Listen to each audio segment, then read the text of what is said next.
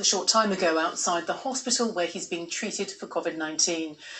Dr. Sean Conley said the president was not on oxygen or having difficulty breathing and was in good spirits and indeed walking around. The White House described his admission to the Walter Reed Military Medical Facility as a precautionary measure. Our Washington correspondent Nomia Iqbal has the latest.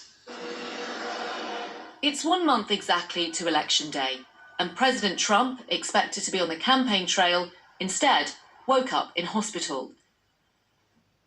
Earlier, his physician gave an update from the Walter Reed Medical Center. It's important to note the president's been fever-free for over 24 hours. We remain cautiously optimistic, but he's doing great. With that, one other note. It should be clear that he's got plenty of work to get done from the Chief of Staff. And he's doing it. Last night, he left for the hospital unaided, but there was none of his usual bluster and show for the media, and unusually for the president, he was wearing a mask. The White House is trying to project business as usual. Mr. Trump is not transferring powers to the Vice President, Mike Pence, and he's in charge. And he attempted to calm jittery nerves with a message before he left. I want to thank everybody for the tremendous support. I'm going to Walter Reed Hospital. I think I'm doing very well, but we're going to make sure that things work out. The First Lady is doing very well.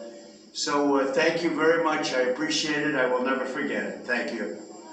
He can't have visitors inside, but it didn't stop his supporters from turning up outside the gates.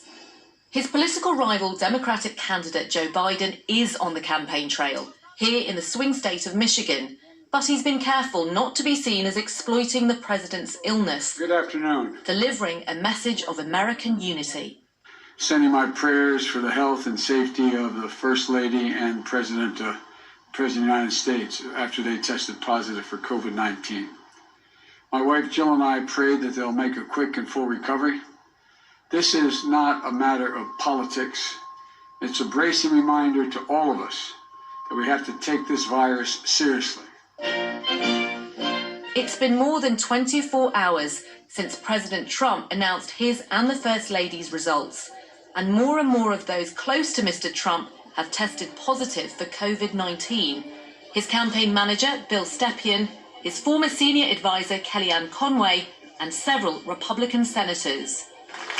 They were all present at what may turn out to have been a super spreader event, the announcement of the Supreme Court nominee Amy Coney Barrett last Saturday in the Rose Garden.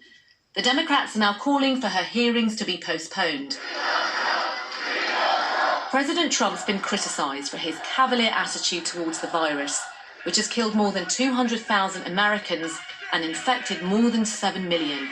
In recent history, no presidential candidate has come down with an illness this close to an election. Millions of voters have already casted their ballots, where the incumbent has been infected with a potentially deadly disease. For a president who didn't want the virus to be the centre of the 2020 campaign, he now finds himself at the heart of it.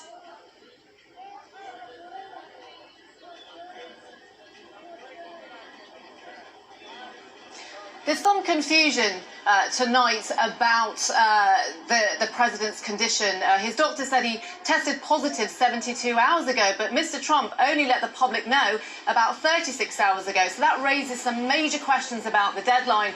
He also said that he wasn't on oxygen now, but it's not clear if he ever was.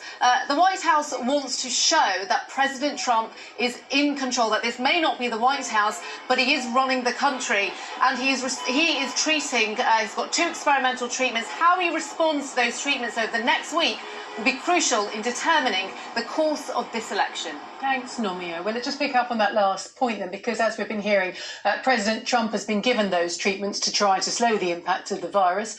And our health editor, Hugh Pym, looks at how effective they might be and also how he could have caught the virus.